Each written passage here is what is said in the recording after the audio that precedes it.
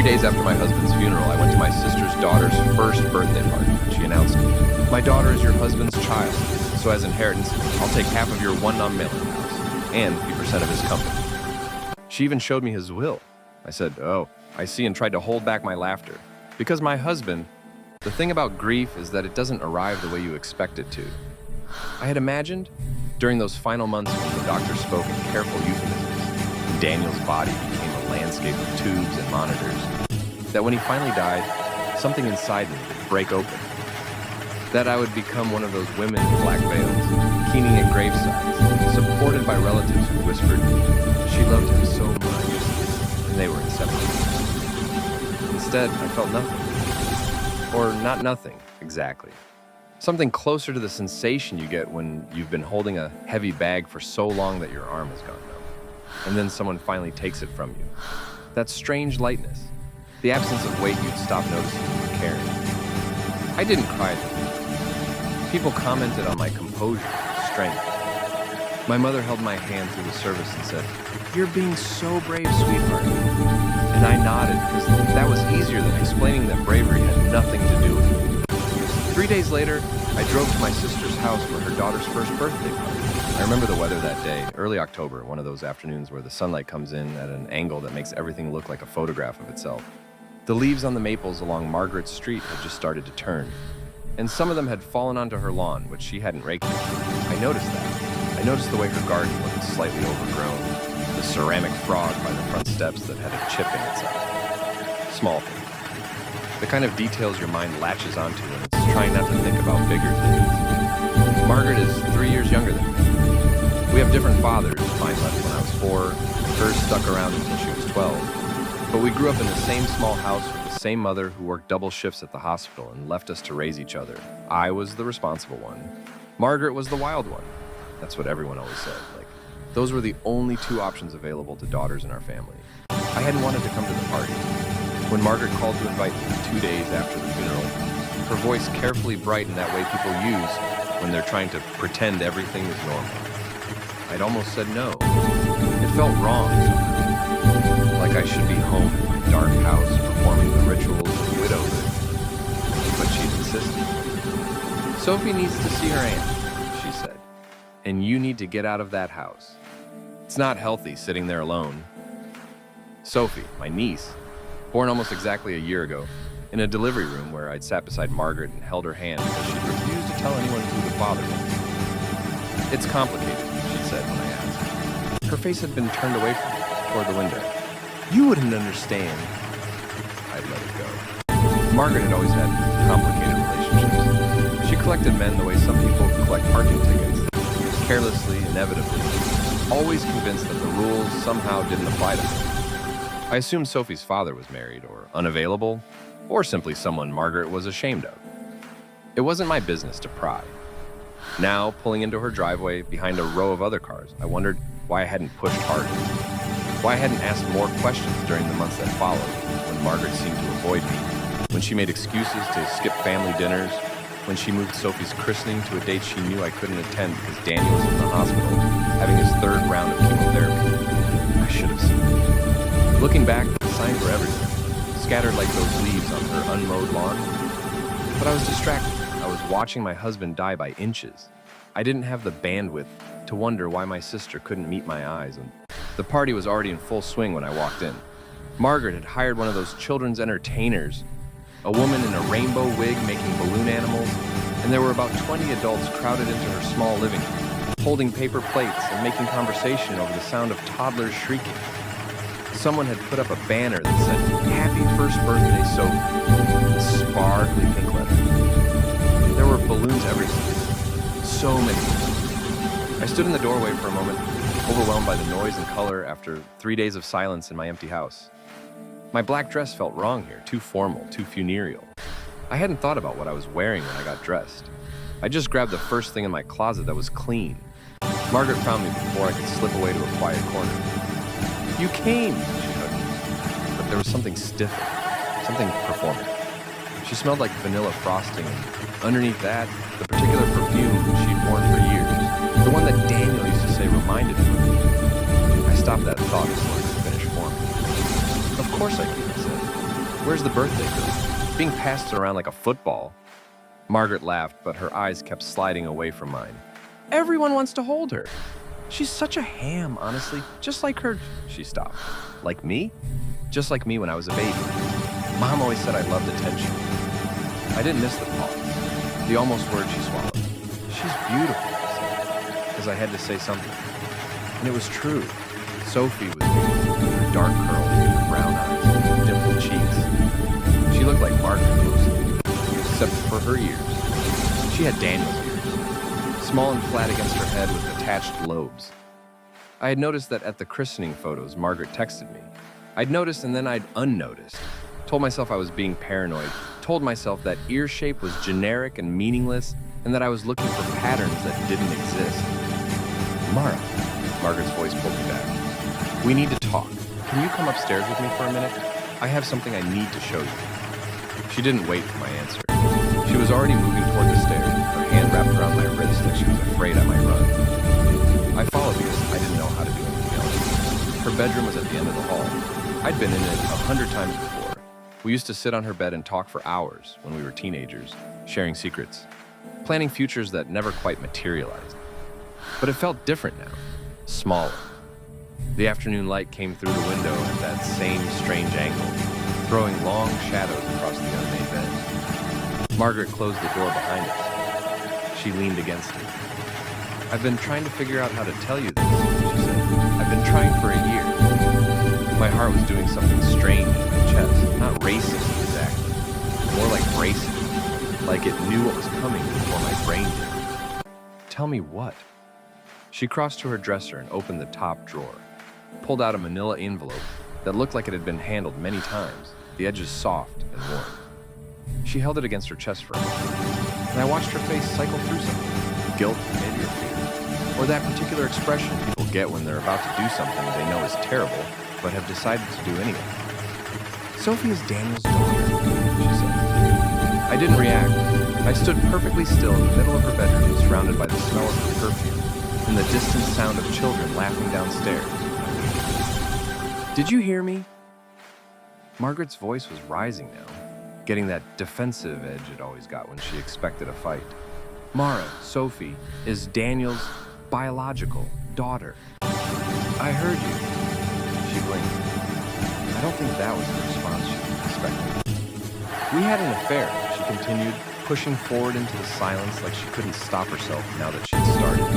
It started about 2.5 years ago, before he got sick. It was... God, Mara, I'm so sorry. I know it was wrong. But you don't understand what it was like. You two were always so distant with each other. He felt alone, and Margaret, I'm lonely too. After my divorce, and he was there, and it just happened, Margaret.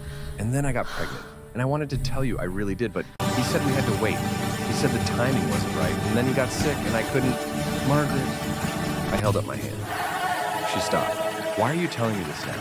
He's dead. What does it matter now? She stared at me, her mouth open and closed. For a moment, she looked like Sophie did in those christening photos, confused and helpless and searching for something she couldn't quite grasp. Because of the inheritance, she said finally. Sophie is entitled to her share. She's his daughter, Mara, his biological child. That means she has rights. I let out a breath. There it was. The real reason we were standing in this bedroom instead of downstairs eating birthday cake. What kind of rights? Margaret fumbled with the envelope, pulled out a sheaf of papers. Her hands were shaking slightly. I had my lawyer look into it. In this state, a biological child is entitled to inherit from their parents' estate, even if the circumstances are unusual. And Daniel's estate is substantial. The house alone is worth at least $1 million, probably more with the market the way it is. And then there's his share in the company. That's got to be worth $1 million for the house, I said slowly, and the company shares. Right, she nodded eagerly like I was finally catching on. So Sophie should be entitled to at least half all of that, as his only child. And I talked to a lawyer and he said that even though Daniel's will doesn't mention Sophie, she pulled another document from the envelope. This one was crisper, newer looking. She held it out to me. A biological child can challenge a will. It's called a pretermitted heir claim. The courts take it very seriously, especially with DNA evidence, which I have. She gestured toward the door, toward the party below, toward Sophie. So I'm not trying to be difficult about this, Mara. I'm really not. But Sophie deserves what's hers. And I think you should do the right thing here. Let me have half the house and 50% of the company shares, and we can avoid any unpleasantness, any legal battles. I don't want to drag Sophie through this. I don't want to drag you through this, but I will if I have to. She stopped, breathing hard. Her cheeks were flushed. She looked like someone who had just sprinted a long distance and wasn't sure if they'd won the race or lost it. I looked at the document in her hand, then at her face, then back at the document. Can I see that? She handed it over. It was a printout of some kind. Legal language, dense and formal. A lot of words about intestate succession and pretermitted heirs and DNA testing requirements. At the bottom was a note from someone with JD after their name, explaining what steps she would need to take to file a claim. I read it twice. Then I folded it carefully and handed it back. Oh, I said, I see. And I really tried, to hold back my laughter. It escaped anyway. Just a small sound at first, barely more than a breath. But then it grew, swelling in my chest until I had to press my hand over my mouth to contain it. I could feel tears pricking at my eyes, the kind that come from laughing too hard, not from sadness. My shoulders were shaking. Margaret's expression went through several phases. Confusion, then anger, then something that looked like fear. What's so funny? Her voice was sharp. Mara, what the hell is so funny? I couldn't answer right away. I was bent over, one hand braced on my knee, trying to catch my breath. The absurdity of it, the sheer spectacular absurdity, was overwhelming. All those months of her careful avoidance. All those conversations I hadn't had because I was too distracted by my dying husband. The manila envelope, worn soft from being handled. The lawyer's notes. The calculated reveal at a one-year-old's birthday party. And none of it was going to matter. Mara, Margaret grabbed my arm. Stop laughing. Stop it. This isn't funny. I'm trying to have a serious conversation with you. I know. I straightened up, wiped my eyes. I know you are. That's what makes it so funny. What are you talking about? I looked at her then. Really looked at her. Maybe for the first time in years. My little sister. The wild one. The one who had always found shortcuts. Always assumed the rules didn't apply. Always managed to charm her way out of consequences. She had no idea what she was asking for. No idea what she was standing on the edge of. Margaret, I said, do you remember what Mom always used to say about assumptions? She didn't answer. Her jaw was tight, her eyes suspicious. She used to say that assuming makes an ass out of you and me. I smiled, but there was nothing kind in it. You've made a lot of assumptions here about me, about Daniel, about what belongs to whom. You should have asked more questions. What questions? What are you? The house isn't worth $1 million to me. Because the house isn't Daniel. It never was. I bought it with my inheritance. When my father died. It's in my name. Only my name. Daniel lived there, but he didn't own a single brick of it. The color drained from her face. And the company, I continued. The company Daniel worked for. The one you think he owned shares in. He didn't own shares. He managed it. For me. Because it's my company. My father started it. I inherited it. Daniel had a salary, a very generous one, but he didn't have equity. Not a single percentage point. That's...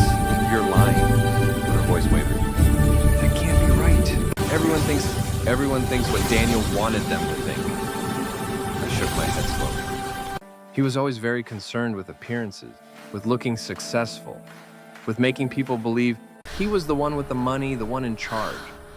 I let him have that. It seemed to matter to him so much more than it mattered to me.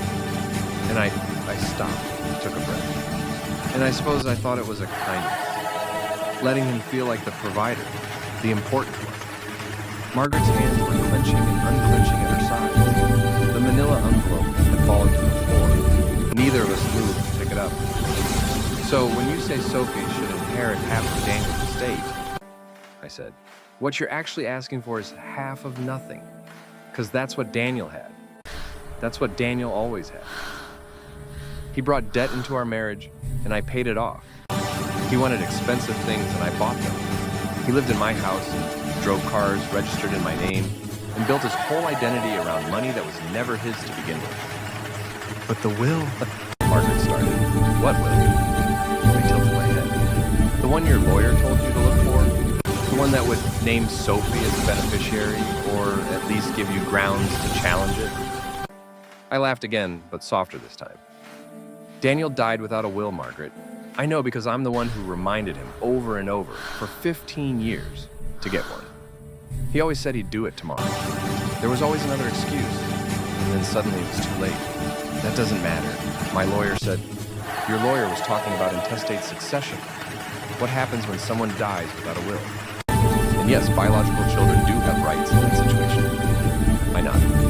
If there's anything to inherit, if the deceased owned property, if there are assets to distribute. I paused. Daniel's estate, such as it is, consists of some clothes, a few books, and a car that's still got 3 years of payments left on it.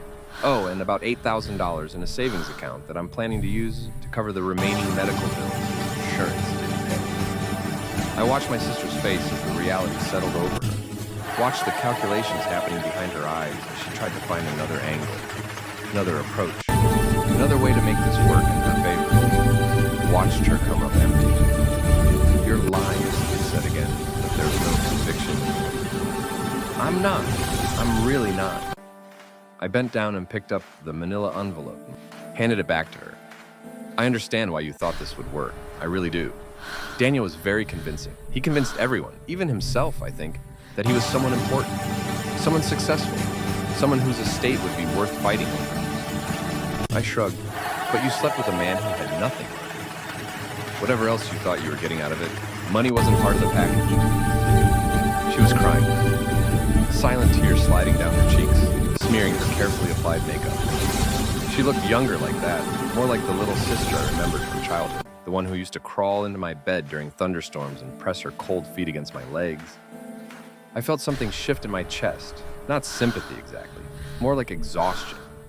The same weariness that had been sitting on my shoulders for months, years maybe, finally making itself known, now that the performance was over.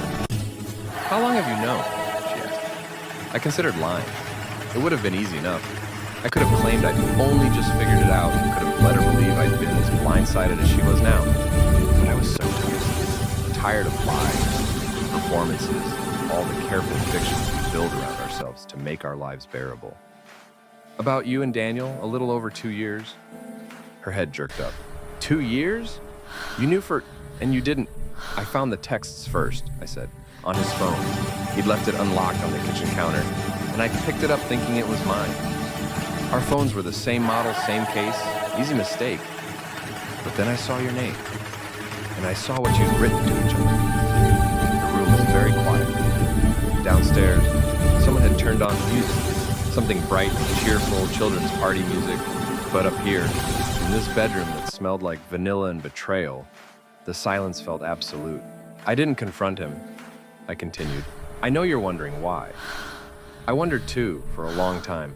I think part of me always knew our marriage was mostly performance. We'd been going through the motions for years by then. Sleeping in the same bed but never touching. Having conversations that were really just two monologues happening in the same room. I wasn't happy, but I wasn't unhappy enough to do anything about it. Inertia. The path of least resistance.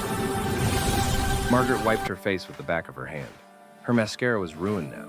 Black smudges under her eyes. Why didn't you leave him? I don't know.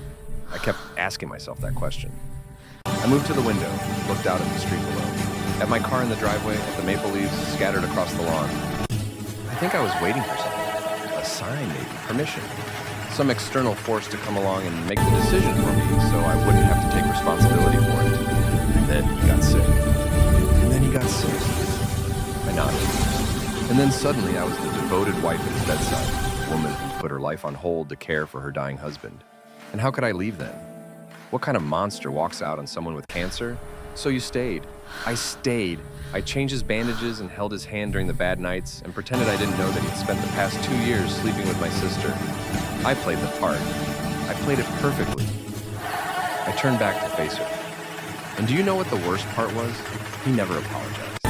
he never confessed. Even at the end, when he knew he was dying, when he could barely speak, he still couldn't tell me the truth. He just lay there in that hospital bed, let me take care of him, never once acknowledged what he'd done. Maybe he was trying to protect you, Margaret said weakly. Maybe. I smiled, but it didn't reach my eyes. Or maybe he was just a coward. Maybe it was easier to die with the lie than to live with the consequences of the truth. There was a knock at the door. A woman's voice. One of the other party guests, maybe, or a friend of Margaret's. Maggie, is everything okay up there? Sophie's about to open presents. Margaret wiped her face quickly, composed herself with the speed of long practice. Be right down, she called, voice artificially bright. Just dealing with a little wardrobe crisis. The footsteps retreated. We stood there, sister facing sister, the wreckage of her plans scattered around us like confetti. What are you going to do? She asked finally. I considered the question.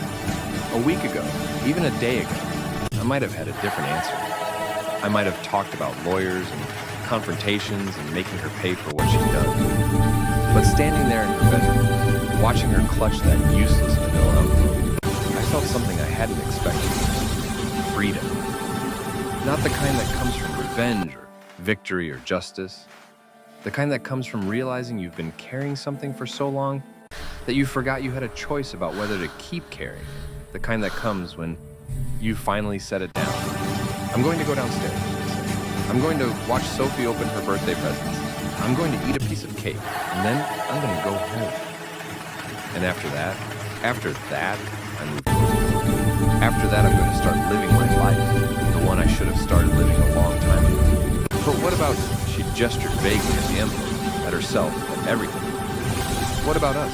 What about Sophie? I stopped with my hand on the doorknob, turned back one last time. Sophie is an innocent child, Margaret. She didn't choose her parents. She didn't choose the circumstances of her birth. I'm not going to punish her for your choices or Daniel's. I paused. But you and I don't know what we are anymore. Sisters, I suppose. That doesn't change just because you wanted it to. But the rest of it, the closeness, the trust, the feeling that you were someone I could count on, that's gone, and I don't know if it's coming back. I opened the door. Mara, we should go downstairs. Your guests are waiting, and Sophie's about to turn one. You should be there for that. I didn't wait for her response. I walked down the hallway and descended the stairs into the noise and color of the party, leaving my sister standing alone in her bedroom with her worn envelope and her worthless plans and her tears drying on her cheeks. That was 3 months ago. I've thought a lot in the time since about how we got here and about the choices that led to that afternoon in Margaret's bedroom. About the paths not taken and the words not spoken and all the small betrayals that accumulate over a lifetime until suddenly you find yourself standing in the wreckage of everything you thought you knew, wondering how you missed the warning signs. The truth is, I think we were always heading toward this moment, Margaret and me. Even before Daniel. Even before the affair. We were always circling each other like satellites in decaying orbits, held together by the gravity of family, but slowly, inevitably, drifting apart. When we were children, I was the one who took care of things, who made sure she did her homework, ate her vegetables, got to school on time. Our mother worked so many hours that I became a parent by default.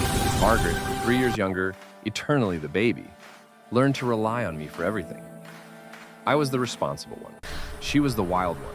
Those were the roles we were assigned, and we played them faithfully for decades. But there's a cost to always being responsible, a weight that accumulates. You start to resent the people who depend on you, even as you take pride in your dependability.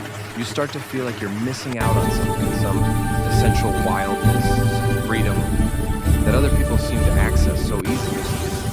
And sometimes, without meaning to, you build a life that looks perfect from the outside, but feels like a cage from within. That's what my marriage to Daniel was. A beautiful cage. I met him at a charity fundraiser when I was 28. My father had been dead for 3 years, and I was still learning how to run the company he'd left me. A mid-sized manufacturing firm that made specialty components for the aerospace industry. It wasn't glamorous work, but it was steady and profitable, and I'd grown into it with the same dutiful competency, but I'd applied to everything else in my life. Daniel was handsome, charming, confident in a way that made me feel, for once, like I could let someone else take the lead. He worked in sales. He was always working in sales. And he had the salesman's gift of making you feel like the most important person in the room. When he focused his attention on you, it was like standing in a spotlight, warm and bright and impossible to look away from. I fell for him hard, harder than I'd ever fallen for anyone before or since. And when he proposed, 6 months after our first date, I said yes without hesitation. I was so certain that this was the beginning of my real life, the life I'd been waiting for while I was busy being responsible for everyone else. The wedding was small, but elegant. Margaret was my maid of honor. She caught the bouquet. We have pictures from that day. I kept them in a box in the closet until last month, when I finally threw them away. And in everyone, Margaret is looking at Daniel with something in her eyes that I couldn't name then, but can name it. Hunger, but I didn't see it at the time. I saw my little sister, my wild sister, standing beside me on the happiest day of my life. I saw family. I saw someone I trusted without question. That was my mistake. One of many. The first few years of our marriage were good. Not perfect. Nothing is ever perfect, but good. Daniel threw himself into his work, climbing the ladder at a series of sales positions, always chasing the next promotion, the next commission check, the next opportunity to prove himself. I ran the company, quietly and confidently, the same way I'd always done everything. We bought a house. The house. The one Margaret assumed was Daniel's, the one she wanted happily. It was a beautiful Victorian and nice neighborhood. 3 stories with original hardwood floors, a wraparound porch, and a garden that I never had time to tend properly. I paid for it outright with money from my father's estate. I put my name on the deed. Daniel didn't argue. I think at that point, he still believed the lie he'd constructed about himself. The one where he was destined for great success and would eventually make so much money that none of this would matter. That success never came. It was always just around the corner, always waiting in the next job, the next deal, or the next opportunity that didn't quite pan out. Meanwhile, the bills kept arriving, Daniel's credit card debt kept growing, and slowly, suddenly, without either of us acknowledging it out loud, our roles shifted. I became the provider, the responsible one, the person who kept the household running, while Daniel chased dreams that always seemed to evaporate just before he could grasp them. He resented it. I know that now. Maybe I knew it then too, but I didn't want to look at it directly. It's hard to see the cracks in your own foundation when you're the one holding everything up. The first time he asked to be involved with the company, I said yes. I thought it would help. Give him a sense of purpose, a chance to prove himself in a way that his sales jobs never had. I created a position for him, gave him a title, let him tell people he was a partner in the family business. I didn't give him equity. Something in me, some instinct I didn't examine too closely, held back from that. But I gave him everything else. The office, the salary, the illusion of power. He thrived on it. He walked into that building every day like he owned it, shaking hands and making deals and charming everyone who crossed his path. And for a while I thought, maybe this was the solution. Maybe this was what our marriage had been missing. But people who need to feel important are never satisfied for long. There's always another mountain to climb, another target to hit, another way to prove that they matter. Daniel started working longer hours, attending more conferences, traveling more frequently for client meetings that seemed to generate plenty of expenses, but very few actual results. I told myself it was normal. I told myself all marriages went through phases like this. I buried myself in my own work and pretended not to notice when he came home smelling like perfume, when his phone buzzed, late-night messages never showed me, when he started sleeping on the far edge of the bed with his back turned toward me, like I was a stranger he'd found in his room by mistake. And then I found the texts. It was a Tuesday. I remember that specifically because Tuesday was the day our housekeeper came, and I'd left my phone upstairs while she was vacuuming. I went to get it and found a phone on the kitchen counter. Same make, same model, same case, just like I told Margaret, and I picked it up thinking it was mine, and saw a notification on the screen. A message from Maggie, which was strange because Margaret usually texted me under her full name.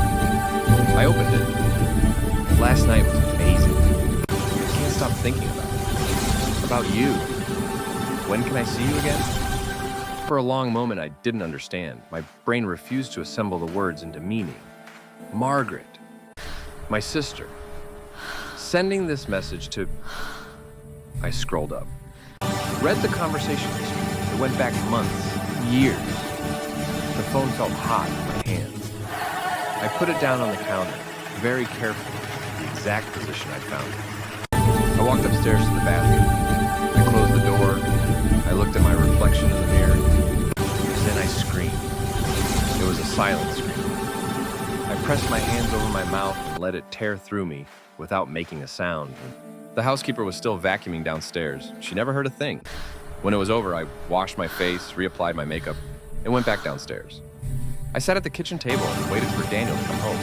He found his phone on the counter where I'd left it, picked it up without a second glance, smiled at me as he passed through the kitchen. Long day, he said. I'm going to take a shower. Okay, I said. He walked upstairs. A moment later, I heard the water running. I sat there at the table, listening to my husband shower, and I tried to figure out what I was supposed to do next. Here's the thing about betrayal that no one tells you. Sometimes, when you discover it, you don't feel rage or devastation or any of the emotions you've been taught to expect. Sometimes you just feel tired, unsurprised, and like you've been waiting for this moment without knowing you were waiting. And now that it's here, the only question is what to do about it. I could have confronted Daniel, could have thrown his phone at him, demanded explanations, screamed and cried, and made him face what he'd done. But I didn't. I sat there in the kitchen while he showered. I thought about all the years we'd spent together, all the compromises I'd made, all the pieces of myself I'd given away to build this life that now felt like a house of cards balanced on a foundation of lies. And I thought about Margaret, my little sister, the one I'd raised, protected, defended against every teacher and boyfriend and employer who'd ever tried to hold her accountable for anything. The one who had stood beside me at my wedding and smiled and caught my bouquet and dreamed even then of taking what was mine. The betrayal wasn't the affair, not really. The affair was just the surface, the visible wound. The betrayal was everything underneath. The years of pretending, the careful construction of a life that looked happy from the outside, but was hollow at its core. Daniel had betrayed me, yes, but I had betrayed myself for a long time, in ways that were harder to forgive. I didn't confront him. I didn't leave. Instead, I did something that might be worse. I stayed and I watched and I waited. I learned to read the signs. The way his phone buzzed, and he smiled before checking. Conferences that always seemed to be in cities where Margaret happened to have friends. The careful distance he maintained from me in public, the way he made sure we were never photographed together in ways that might suggest intimacy. And I watched Margaret too, the way she avoided my eyes at family gatherings, the excuses she made to skip dinners, holidays, events where she'd have to face me directly, the way she'd stop calling me just to chat, the way our conversations had become brief and transactional, stripped of all the warmth that used to flow between us. They thought they were being careful. They thought I didn't know, and I let them think that, because I still didn't know what to do about it. And as long as the lie was contained, as long as none of us had to acknowledge it out loud, I could pretend that everything was fine. Then Daniel got sick, and everything changed again. Cancer has a way of reordering priorities.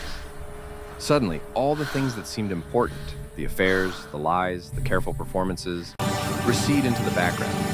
And all that's left is the brute biological fact of the body turning against itself. I don't know when Daniel started feeling unwell. He didn't tell me about the symptoms until they were impossible to ignore. The weight loss, the fatigue, the pain that woke him in the middle of the night. By the time he finally went to see a doctor, the cancer had spread from his pancreas to his liver, stage 4, inoperable. He had maybe a year, they told us, probably less. I remember sitting in the oncologist's office, holding Daniel's hand while the doctor explained the treatment options, palliative care, chemotherapy to slow the progression, making him comfortable. Daniel was crying. I wasn't. I sat there dry-eyed and calm, and I thought about Margaret, about the texts on his phone, about the baby that was probably, at that very moment, growing inside my sister's belly. Because I knew. I'd done the math. Margaret had announced her pregnancy 3 weeks after Daniel's diagnosis, and the timing was too perfect to be coincidental. She'd gotten pregnant during one of his conference trips, the same conference where he'd told me he was networking with potential clients, but where I'd seen photos on Instagram, posted by a mutual acquaintance of him and Margaret having dinner together at a restaurant near her apartment. So there I was, sitting in that sterile office, listening to a stranger tell me that my husband was dying. And all I could think about was the fact that somewhere across town, my sister was carrying his child. I didn't say anything, not then, not during the months of treatment that followed. I threw myself into the role of devoted wife with the same competence I'd applied to everything else in my life. I scheduled appointments and managed medications and drove him to chemotherapy and held the basin while he vomited and rubbed his back when the pain kept him awake at night. And Margaret stayed away. She texted occasionally, thinking of me. Let me know if you need anything, but she didn't visit. Didn't call, didn't offer to help. I understood why, of course. It would have been too hard facing both of us at the same time. Too hard to pretend that she was just the concerned sister-in-law when she was carrying evidence of their affair inside her body. Sophie was born 8 months after Daniel's diagnosis. Margaret sent me a picture. Meet your niece. And I looked at that tiny face, those dark curls, those ears that were so clearly Daniel's. And I felt something I can only describe as grief. Not for the marriage I was losing, which had been dead for years. Not even for Daniel, who had betrayed me in ways I was still cataloging. But for the future I'd imagined once, long ago, when I was young enough to believe that love could be simple, that family could be trusted, that the people who were supposed to protect you would never be the ones to hurt you most. I texted back, "She's beautiful, congratulations." And I went back to taking care of my dying husband. Daniel died on a Thursday in September. It had been raining for 3 days straight, the kind of steady autumn rain that makes everything smell like decay. He'd been unconscious for the last 48 hours, his breathing growing shallower and more irregular, until finally, sometime around 4 in the morning, it stopped altogether. I was sitting in a chair beside his hospital bed when it happened. I'd been reading a novel I can't even remember now, something I grabbed from the gift shop just to have somewhere to put my eyes. And when the machine started beeping differently, when the nurse came in and put her hand on my shoulder and said the words I'd been waiting to hear for almost a year, I closed the book and set it on the nightstand and stood up. "Would you like a moment alone with me?" the nurse asked. I looked at Daniel's face, at the slack mouth, the closed eyes, the stillness where breath had been. He looked smaller in death than he had in life, diminished. "No," he said. "Thank you. I think I'd like to go home now." The nurse nodded, but I could see the confusion in her eyes. This wasn't how widows were supposed to behave. I was supposed to weep, to collapse, to cling to his body and beg him to come back. I couldn't do any of those things. I was too tired, too empty. All the performances I'd given over the past year, the devoted wife, the tireless caregiver, the woman who loved her husband so much she'd do anything to save him, had hollowed me out until there was nothing left to do. I drove home through the rain. I walked into the house we'd shared for 15 years, the house I'd paid for, the house that was mine. I went upstairs to our bedroom, my bedroom now, and I stood in the doorway for a long time, looking at the bed where we'd slept separately for years, at his closet full of clothes I would need to donate, at the bedside table where his wedding ring sat in a small dish because his fingers had become too thin to wear it. Then I closed the door. I went to the guest room. I lay down on the narrow bed and I slept, deeply and without dreams, for the first time in months. The funeral was well attended. Daniel had been popular. He had that salesman's gift of making everyone feel important. And the church was packed with colleagues, acquaintances, and distant relatives who had come to pay their respects. I stood at the front of the room, accepting condolences and shaking hands, playing the part of the grieving widow one last time. Margaret came. She stood at the back of the church with Sophie in her arms, and she didn't approach me until most of the other guests had left. Then she walked up the aisle slowly, her heels clicking on the marble floor. She stood in front of me, her sleeping daughter pressed against her chest. "I'm sorry for your loss," she said. It was such a nothing thing, the kind of thing you say to strangers. I looked at her face, searching for some sign of genuine grief, but all I saw was caution, calculation. She was watching me carefully, trying to gauge how much I knew, how much I might suspect. "Thank you for coming," I said. "Because that was what you said. That was the script." Sophie stirred in her arm. Those dark curls, those unmistakable ears. "We should talk," Margaret said. "Soon. There are things we need to discuss." "Not today." "No, of course not." She adjusted Sophie's weight on her hip. "But soon. It's important."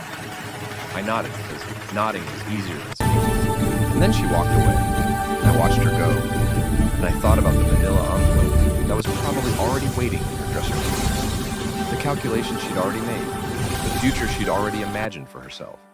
3 days, I thought. Give her 3 days. And now here we are.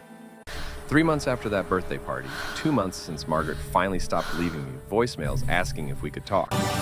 1 month since she sent an email that I deleted without reading. I've sold the company. Not to Margaret's imaginary claimant.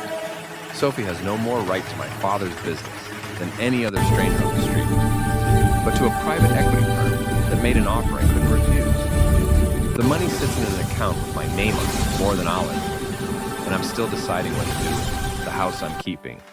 Not because I need the space, it's far too big for one person, but because I've realized something over these past few months. I've realized that I spent most of my adult life letting other people define what was mine. Letting Daniel take credit for my success. Letting Margaret take advantage of my loyalty.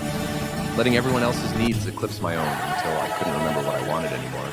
The house is mine, it was always mine. And for the first time in years, that feels like something to celebrate rather than something to apologize for. I haven't seen Margaret since the birthday party. I don't know if I ever will again. Sometimes I think about Sophie, about that little girl with her father's ears and her mother's wild streak, about what kind of life she'll have, being raised by a woman who thought she could inherit her way out of her own bad choices. I hope she'll be okay. I hope she'll find people who teach her that love isn't something you can scheme your way into, that trust has to be earned, that family means more than just shared blood. But those lessons aren't mine to teach her. Not anymore. I've started seeing a therapist. A calm woman with gray hair and kind eyes who doesn't seem shocked by anything I tell her. She asks me questions I don't know how to answer. What do you want? What makes you happy? Who are you when you're not taking care of someone else? And I sit in her comfortable office and I try to figure it out. Last week she asked me if I'd forgiven Margaret. I'd thought about it for a long time before I answered. I don't think forgiveness is the right word, I said finally. I don't feel angry anymore. I don't wish her harm, but I also don't feel connected to her. It's like she's someone I used to know, someone from another life. And Daniel, the therapist asked, have you forgiven him? That one was harder. Daniel is dead, I said. Whatever he did, whatever he was, it's over now. He doesn't need my forgiveness. He's beyond needing anything from anyone. But you might need to forgive him. For yourself. I looked out her window at the bare branches of the trees outside, at the gray January sky pressing down on everything. Maybe, I said, someday, but not yet. The last conversation I had with Daniel, the real last conversation, not the morphine-hazed mumblings of his final days, was 3 weeks before he died. He'd had a good morning, relatively speaking. Alert and lucid in a way he hadn't been for a while. I was sitting beside his bed reading the newspaper out loud because he said he missed the sound of my voice. Mara, interrupted me with an article about local elections. I need to tell you something. I put down the paper, looked at him. His face was skeletal by then, the skin stretched tight over the bones underneath. His eyes were the only part of him that still looked alive. What is it? He opened his mouth, closed it. I watched him struggle with something, words maybe, or courage, or just the physical effort of speaking.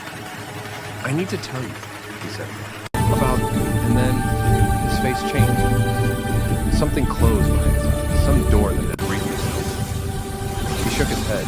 Never mind, he said. It doesn't matter now. Read me the rest of that article. I could have pushed. I could have said, tell me, Daniel. Tell me what you need to say. Let's finally be honest with each other before it's too late. But I didn't. I picked up the newspaper and I finished reading the article, and we never spoke of it again. I've thought about that moment so many times since. What was he going to tell me? Was it about Margaret, about Sophie, about all the years of lies and deception? Or was it something else entirely? Something I'll never know now, some secret he took with him into whatever comes next? I don't know. I'll never know. And somehow that's okay. I've learned over these past months that not every story has a clean ending. Not every mystery gets solved. Sometimes people die with their secrets intact, and the living are left to make meaning out of the silence they leave behind.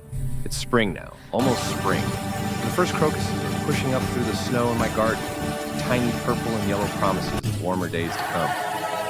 I stand at my kitchen window in the mornings, drinking my coffee, watching the light change as the sun rises over the neighborhood I've lived in for 15 years. I'm learning to be alone.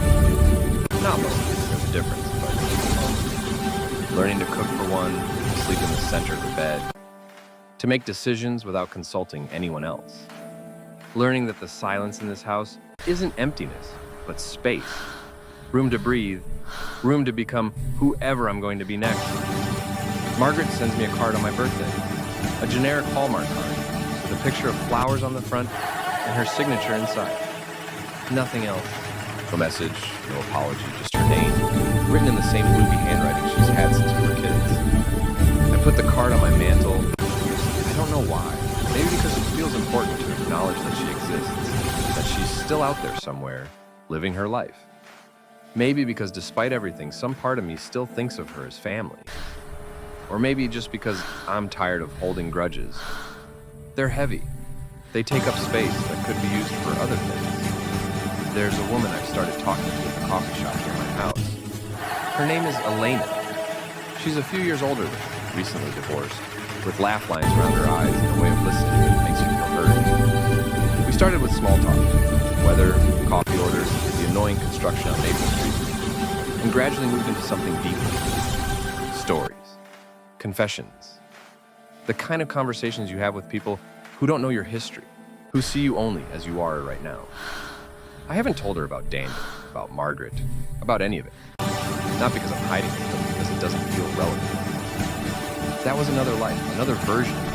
The woman sitting in this coffee shop, laughing at Elena's stories about her disastrous attempts at online dating, drinking a latte that's probably too expensive. She's someone new, someone still being written. Elena asks if I want to get dinner sometime. I say yes. It's not a date, or maybe it is. I'm not sure how to read these things anymore. But it's something. A door opening, a possibility I hadn't considered. The therapist says I'm making progress. I don't know if that's true exactly.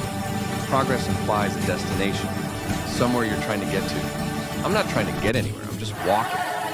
One foot in front of the other, seeing where the path leads. I dream about Daniel sometimes, not nightmares, but strange, vivid dreams where he's alive again. And we're living some alternate version of our lives. In the dreams, we're happy.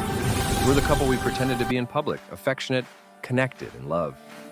I wake up from these dreams feeling disoriented, like I've been traveling through a parallel universe and have to readjust to the reality of this one. The therapist says this is normal, that grief is non-linear, that the mind processes loss in its own time, in its own way, and sometimes that means revisiting what was lost, even the parts that weren't real. I don't know if I'm grieving Daniel. I don't know if what I feel is grief or relief or something in between, but I'm learning to sit with the uncertainty. Learning that not every question needs an answer. Learning that sometimes the most honest thing you can say is, I don't know. Last week, I drove past Margaret's house. I didn't mean to. I was on my way somewhere else and took a wrong turn. But suddenly there it was, that familiar street with the maple trees and the houses too close together, and the ceramic frog with the chipped eyes still sitting by her front steps. I slowed down, stopped. The curtains in her front window were open. I could see into her living room. Could see the couch where we'd sat together so many times, drinking wine and talking about nothing. Could see the bookshelf where she kept the photo albums from our childhood, the ones with the pictures of us as kids. Gap-toothed and sunburned, arms around each other, faces pressed together for the camera. I thought about going in, knocking on her door, starting some conversation we should have had years ago. But I didn't. I sat there in my car for maybe 5 minutes, just looking, just remembering. And then I put the car in drive and I continued on my way. Maybe someday, maybe not. I'm not ready yet, and that's okay. This is what I know now, at the end of everything. Love is not enough. Love won't keep people honest or faithful or kind. Love won't make them choose you, won't make them stay, won't make them be who you need them to be. Love is just a feeling, and feelings change, and people disappoint you, and sometimes the people who are supposed to protect you are the ones who hurt you most. But that doesn't mean love is worthless. It just means it's not the whole story. The whole story is bigger, messier, full of contradictions and complications and choices that seemed right at the time, but turned out to be wrong. Full of silence where there should have been words, and words where there should have been silence. And all the small moments where everything could have gone differently if only someone had been brave enough to tell the truth. I wasn't brave. Not for a long time. I hid behind responsibility and duty and the comfortable fiction that I was doing the right thing, the noble thing, The thing that a good person would do. But a good person wouldn't have stayed silent for 2 years. A good person wouldn't have watched her husband lie to her face every single day and said nothing. A good person would have demanded better. From him, from Margaret, from herself. I'm trying to be better now. I'm trying to be braver. I'm trying to build a life that's actually mine instead of one constructed around other people's needs and expectations. It's harder than I thought it would be. Harder than any of the caregiving, the performing, the pretending. Because this time, there's no script, no role to play. Just me, standing in the wreckage of everything I thought I knew, trying to figure out who I am without all the people who used to define me. The coffee shop where I meet Elena has a garden out back, a little courtyard with tables and string lights and a fountain that burbles pleasantly in the summer. We sit out there yesterday. It was warm enough, finally, the first real taste of spring, and we talked about nothing important. Job, my garden, the book she's reading, the trip I'm thinking of taking this summer. Somewhere I've never been, somewhere that has no associations with Daniel or Margaret or any of the ghosts of my former life. You seem different, Elena says at one point, from when I first met you. Different how? She considers the question, tilts her head. Lighter, maybe, more present, like you're actually here instead of somewhere else in your head.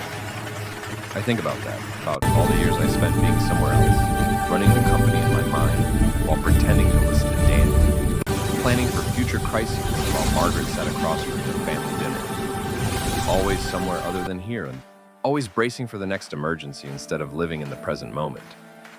I'm working on it, I say. Elena smiles. Aren't we all? Margaret texts me on the anniversary of Daniel's death. Just 2 words, thinking of you. I look at the message for a long time. Then I type back, thank you. And that's it. That's all there is. It's not forgiveness, it's not reconciliation, it's not even a beginning. It's just 2 people who used to know each other, acknowledging a shared loss across the distance that divides them. It's enough. For now. The house is quiet tonight. I've learned to love the quiet, to hear it as something other than absence, to let it fill me up instead of leaving me empty. I sit in the living room with a glass of wine and a book I'm actually reading, not just holding it, proud. And I listen to the sounds of the evening. A dog barking somewhere down the street, the distant hum of traffic, the wind moving through the trees outside my window. Think about all the people. The responsible daughter, the devoted sister, the supportive wife, the tireless caregiver, all those roles I played, all those costumes I wore, all those versions of myself I constructed to meet other people's expectations. And I think about who I might become now that I'm finally free to choose. I don't have an answer yet. Maybe I never will. Maybe that's the point. Maybe identity isn't a destination but a process, something you keep building and rebuilding as long as you're alive. But for the first time in a long time, I'm curious to find out. I'm curious about the woman I'll be tomorrow, next month, next year, about the choices I'll make, and the mistakes I'll learn from, and the person I'll become through it all. That curiosity feels like hope, small and fragile, but real. 3 days after my husband's funeral, I went to my sister's daughter's first birthday party, and she told me she'd been sleeping with him for years and wanted half of everything I owned. I held back my laughter. My husband had never owned anything worth taking. And now, months later, I wake up every morning in a house that's finally, truly mine. I drink my coffee and watch the light change. I tend my garden, meet my friend for dinner, and take long walks through neighborhoods I never explored when I was too busy being everything to everyone else. I am alone. I am uncertain. I'm sometimes sad and sometimes angry and sometimes lost in memories I'd rather forget. But I'm also free, and that in the end is worth more than any inheritance, more than any house or company or claim staked by blood. Freedom isn't something you take from someone else. It's something you find when you finally stop letting others define what you deserve. My name is Mark. I'm 53 years old. I was a wife and a caregiver and a sister, all the other things people needed me to be. Now I'm just myself. It's enough. More than enough. It's everything I never knew I wanted.